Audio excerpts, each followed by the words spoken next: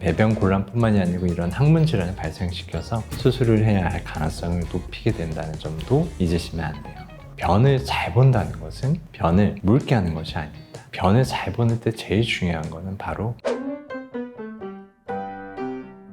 안녕하세요. 안녕하십니까. 고영의 윤상민. 홍대장 김도원입니다. 변을 묽게 자주 보는데 그런데도 변이 안 나온다고 항문이 막혀있는 것 같다고 오시는 분들이 계세요. 이분들은 설사인가요? 변비인가요? 이걸 저는 빠른 변비라고 말합니다. 많은 분들이 변을 자주 보고 묽은데도 불구하고 자꾸 막힌 느낌이 드니까 약을 더 먹고 오는 분들이 있어요. 이런 게 계속 반복되고 심해지는 경우는 아주 심각한 문제가 발생을 할 수 있어요.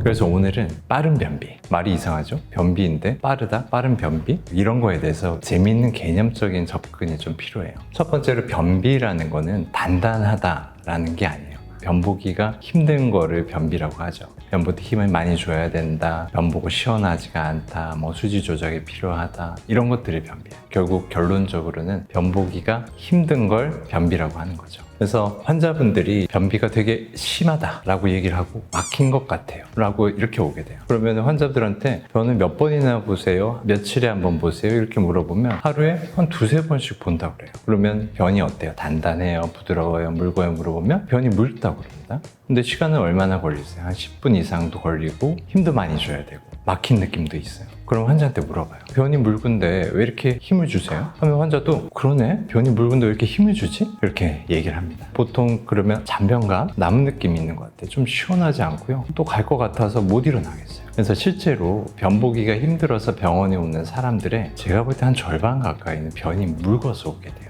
이런 것들을 저는 빠른 변비라고 말합니다. 빠른 변비는 어떻게 생기는 건가요? 첫째는 우리가 설사할 때 배가 아프잖아요. 그러니까 장이 빠르게 움직이는 때는 장이 경련하듯이 움직이기 때문에 배가 아프죠. 사르르 아픈 느낌이 있어요. 변이 묽다는 것은 장이 빠르다는 것이죠. 그러니까 환자들은 배가 살살 아파서 못 일어나게 되는 경우가 생겨요. 왜냐하면 또 갈 것 같거든요. 그리고 배가 변을 보고 났지만 편해지지가 않아요. 두 번째로 묽은 변은 보고 난 후에 직장에 덕지덕지 남아있어요. 그래서 계속 보고 싶은 느낌을 만들어냅니다.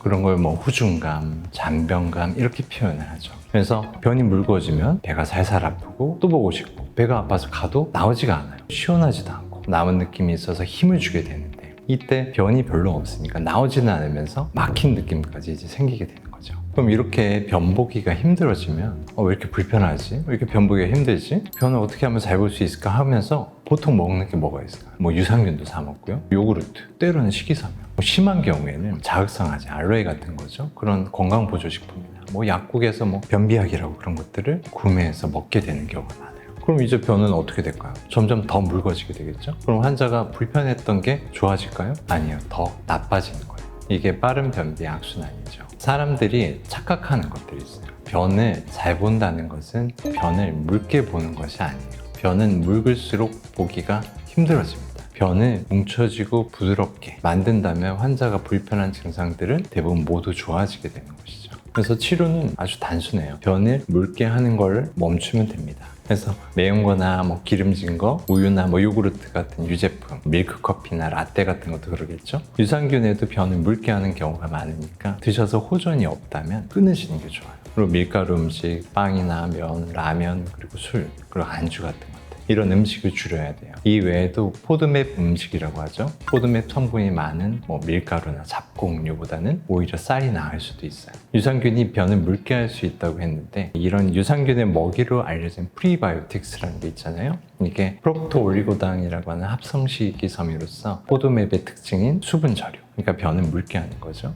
가스가 많이 차게 하는 그런 성질을 갖고 있어요. 콩이나 두유 같은 것도 이런 포도맵 성분이 많아서 변을 묽게 할 수 있으니까 줄이는 것이 좋고요. 이외에도 뭐 운동하면서 먹는 단백질 음료, 어르신들도 식사 대용으로 유동식 같은 거 있잖아요. 이런 것들도 변을 묽게 하는 경우가 많이 있습니다. 과일 같은 경우에는 사과나 배, 복숭아에는 이런 포도맵 성분이 많아 불편하게 할 수 있으니 바나나, 키위, 포도나 블루베리, 토마토 등으로 드시는 것이 더 좋을 것 같습니다. 식이섬유가 좋다고 야채라고 다 좋은 건 아니에요. 마늘이나 양파, 양배추를 많이 먹으면 포도맵 성분이 많아서 배가 불편해질 수 있다는 점도 잊지 않으셨으면 합니다.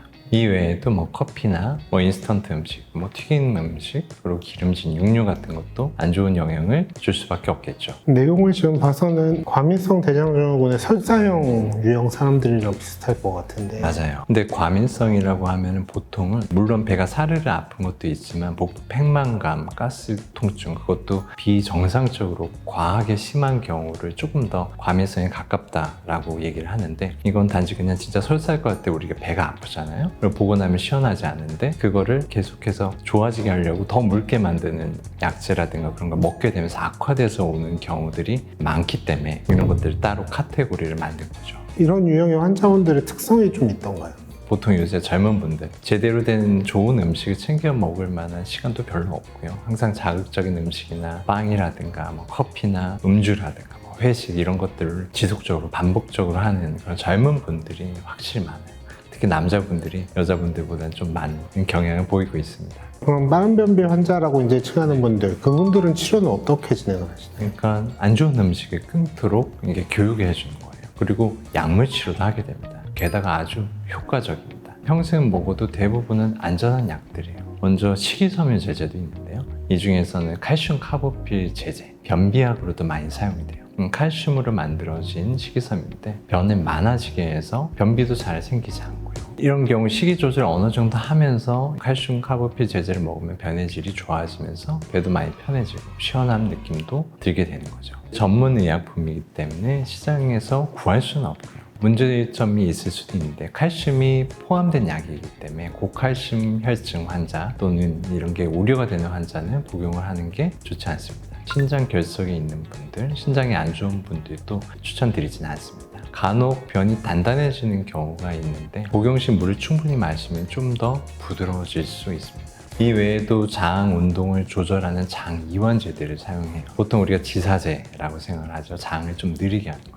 장이 움직인다는 것은 장이 수축해서 변을 짜는 거잖아요. 장 이완제들은 장이 수축해서 변을 이동시키는 걸 좀 줄이는 거죠. 장을 어떻게 보면 좀 느리게 한다는 거예요. 장 이완제도 여러 가지 종류가 있고요. 환자의 증상에 맞춰서 약한 것부터 강한 것까지를 조절할 수가 있어요. 그리고 이런 빠른 변비를 치료하는 과정에서 문제들이 생길 수 있으니까 이 점도 꼭 생각을 하셔야 돼요. 우선 변을 묽게 하는 음식들을 우리가 많이 먹었었죠. 그래서 변이 묽어서 배가 불편했는데 이런 음식 다 끊으라고 그랬어요. 그랬더니 환자는 실제로는 변이 될 걸 안 먹고 있었던 거죠. 그럼 갑자기 환자는 변이 단단해지면서 변비가 되고 배출 곤란이 생기는 일이 있습니다. 그래서 변을 묽게 하는 음식은 줄이되 건강한 식이섬유는 충분히 섭취하는 것이 중요해요. 그리고 묽은 변비가 계속되는 치료를 제대로 안 하고 관리를 하지 않는 경우에는 매우 위험할 수도 있어요. 치질이 있는 사람들은 설사를 하고 변이 묽을 때 치질이 오히려 더 붓게 됩니다. 출혈도 더 많아지게 되죠. 그리고 시원하지 않다고 짜내듯이 힘을 주다 보면 더 붓고 더 튀어나오게 되는 거예요. 그리고 치료의 발생에도 가장 큰 영향을 주는 것이 이런 설사, 묽은 변입니다. 배변 곤란뿐만이 아니고 이런 항문 질환을 발생시켜서 수술을 해야 할 가능성을 높이게 된다는 점도 잊으시면 안 돼요. 그리고 묽은 변비, 빠른 변비가 점점 심해지게 되면 더 강한 약을 쓰게 돼요. 뭐 자극성 하제 뭐 이런 것들을 계속 쓰게 되면 변은 이제 다 빠져버려요. 변 소진이라고 해요. 나올 변이 더 이상 없다는 거죠. 설사할 것 같은 느낌이 들어서 화장실을 가지만 나오는 건 없고 힘만 더 주고 이렇게 되는 게 제일 무서운 합병증이죠. 이런 경우 약을 줄이거나 끊는 것만으로도 좋아진다는 걸 기억하셔야 됩니다. 그래서 오늘 마지막으로 여러분들한테 드리고 싶은 얘기는 변을 잘 본다는 것은 변을 묽게 하는 것이 아닙니다. 변을 잘 보는 때 제일 중요한 것은 바로 좋은 변을 만드는 겁니다. 단단한 것도 아니고요. 묽은 것도 아니에요. 변이 좋으면 대부분의 경우에는 변을 잘 볼 수 있게 될 겁니다. 오늘 영상이 도움이 되셨다면 구독과 좋아요, 알람 설정 부탁드립니다. 감사합니다. 감사합니다.